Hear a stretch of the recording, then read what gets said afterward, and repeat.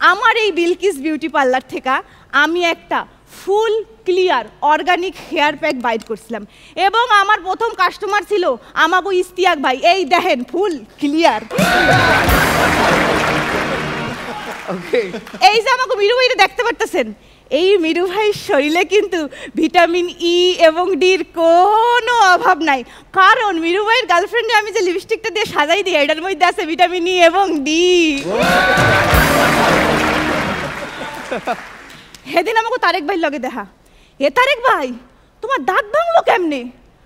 আরে বেশি আসার লেগা ভাই, হাসলে তো মানুষের শরীর ভালো থাকে, তা তোমার দাঁত ভাঙলো কেমনে? আরে আর কইস না, সেদিন তোর ভাবিরে তুই হাজাই দিছস, হে দেখা বলে আইসা লাইছিলাম। সেদিন আমি বিউটি পার্লারে কাজ করতেছি, আমার জামাই আমারে ফোন দিছে, ফোন দিয়া কইল, এ তুমি এটা কি ধনিয়া পাতা ভর্তা করছো, না আছে লবণ, না আছে মরিচ, না আছে পেঁয়াজ, ইয়া খাইতে কেমন লাগে? আমি কইলাম, এ বেটা তুই ধনিয়া পাতা ভর্তা পাইছস কই? কে? ওই যে ডিমের পাশে ফ্রিজের মধ্যে লাল কালারের বক্সের মধ্যে আসিল। আমি কইলাম, আরে ব্যাক কল বেটা, ওইটা ধনিয়া পাতা ভর্তা না, ওইটা মেহেন্দি বাড়া।